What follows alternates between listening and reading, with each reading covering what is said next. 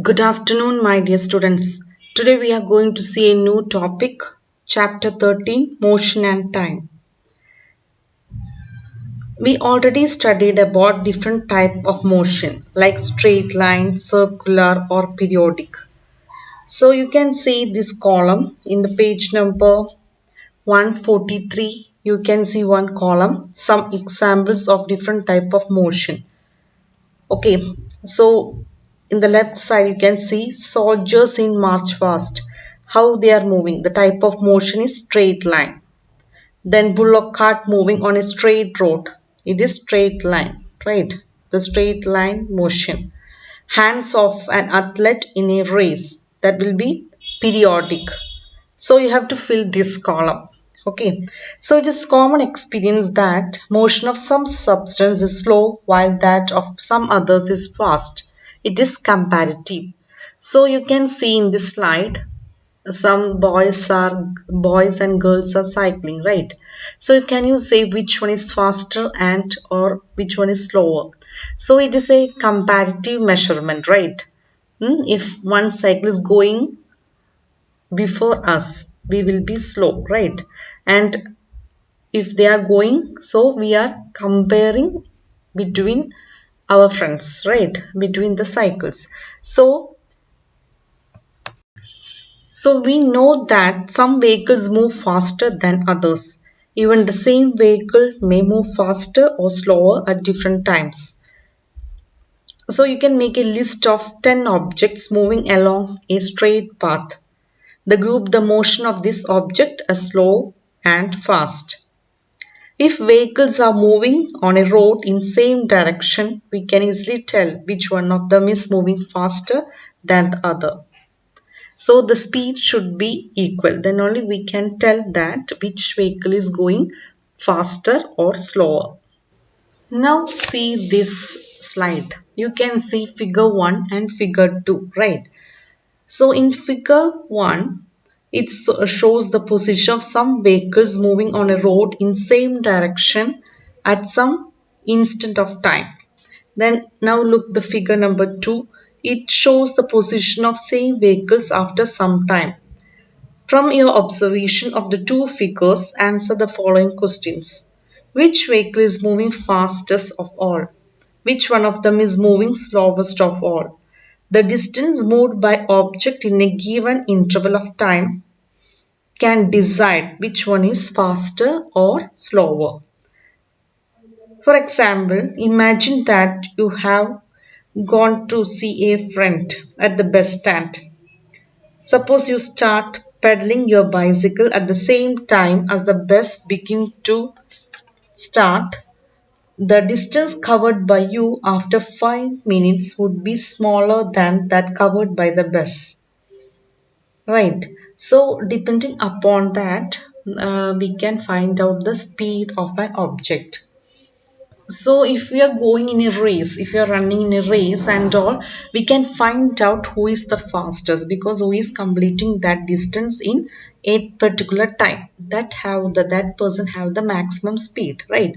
So like that, the faster vehicle have the higher speed. In a 100-meter race, it is easy to decide whose speed is the highest.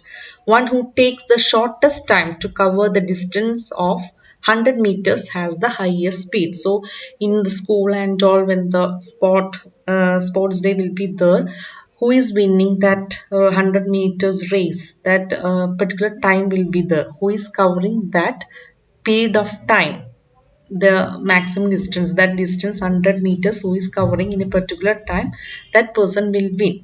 Okay, so like that, comparatively, by comparing with others, then only we can decide the speed of an object or a speed of a person. So now we will see what is motion. Motion is the change in position of an object with time. There are different type of motions. They are motion along a straight line. Otherwise, we will call that as rectilinear motion. Example, motion of a car on a straight road. Okay, the motion along a straight line. Then second one is periodic motion, that motion of a pendulum. Or when we are running, we will swing our hands. That is a periodic motion. The third one is circular motion. Example is motion of earth around the sun, then the motion of the needles in the clock, then the motion of these cycle wheels, that all are circular motion. Okay, so these are the different type of motion. Now we will see what is speed. So suppose when we are going to a place, we have to find the speed of the vehicle. How we will find the speed? The speed we can calculate by the equation total distance covered, total distance traveled by time taken. So we can define speed as the distance covered by an object in a unit time. That is known as the speed of the object. Okay, the distance covered by an object in unit time is called speed of an object. We can calculate by the equation total distance covered divided by time taken. So for example, if a car covers a distance of 100 kilometers in 1 hour and a bus covers a distance of 50 kilometers in 1 hour, then the speed of the car is more than the speed of the bus. How you will calculate? 100 divided by 1, or otherwise you can say 60 minutes. Okay, so 100 divided by 60 minutes, and the bus covers a distance of 50 kilometer divided by in 1 hour, right? 60 minutes. So which one will have more speed? Which one will have more speed? Then only it can cover that much distance, right? So car will be have more speed compared to the bus. Okay, is it clear? So depending upon the time, we can calculate the speed of a vehicle or a speed of a object. So the speed is divided into two: uniform motion. If the speed of an object is constant, it is known as the uniform motion. That for example, if we are starting with 50 kilometer per hour speed, throughout we are maintaining that speed 50 kilometer per hour speed till the end. That is known as the uniform motion. Okay, non-uniform motion means if the speed of an object keep changing, it is known as the non-uniform motion. Means when sometimes we will the speed will be 50, sometimes it will be 60 or 80, like that it will change. That is known as the non-uniform motion.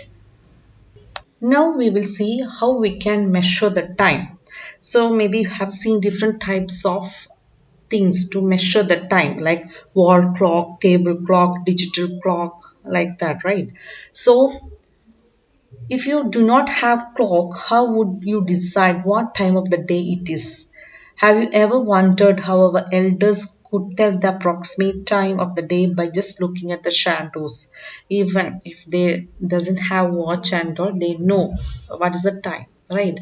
2 o'clock and all, 12 o'clock and all, they will see the sun. By the seeing the sun, they can understand what is the time. Right. So how do we measure the time interval of a month or a year? Our ancestors noticed that many events in nature repeat themselves after different definite intervals of time. For example, they found that the sun rises every day in the morning. The time between one sunrise and the next was called a day. Similarly, a month was measured from one new moon to the next. A year was fixed as the time taken by the earth to complete one revolution of the sun. So often we need to measure the intervals of time which are much shorter than a day. Clocks or watches are perhaps the most common time measuring devices. So the working of the clock is rather complex, but all of them make use of the some periodic motion. Like periodic motion we can see in case of clocks. One of the most well-known periodic motion is known as the simple pendulum. You can see in the old days clock and all, wall clock and all, we can see pendulum. It will move in equal space in both direction. That is the simple pendulum. One of the most well-known periodic motion is that of simple pendulum.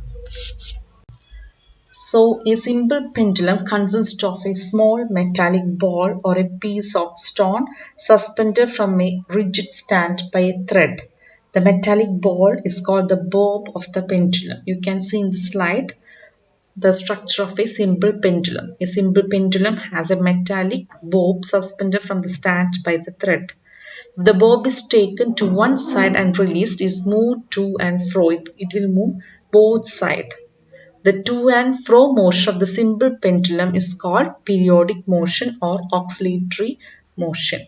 Okay, so what is simple pendulum? A simple pendulum has a small metallic bob suspended from the stand by a thread. The to and fro motion of the simple pendulum is called periodic motion or oscillatory motion. So the pendulum is said to have completed one oscillation when its bob started from the position of F. You can see in this slide when it will start from the position, mean position, that is F, and it moves to D, to again it will come back to O, and then it will go to E. The pendulum also then back it will come to F. Okay, so that is one oscillation. The pendulum also complete one oscillation when its bob moves from one extreme position, that is D, to E, to the other extreme position, that is E. The time taken by the pendulum to complete one oscillation is known as the time period. Okay, so in the slide you can see from the F it will go to D, and then again it will go to E and then come back to the F. That is the one time period. So now we will see units of time and speed.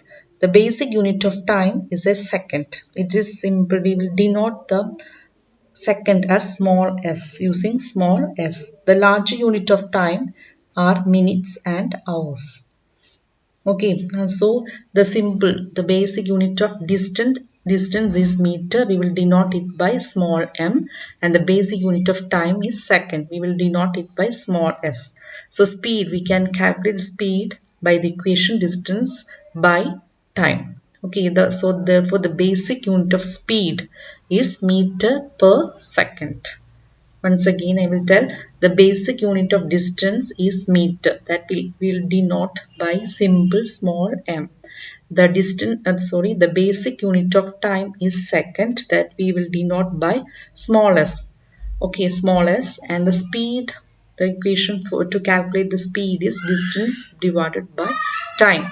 Therefore, the basic unit of speed is meter per second.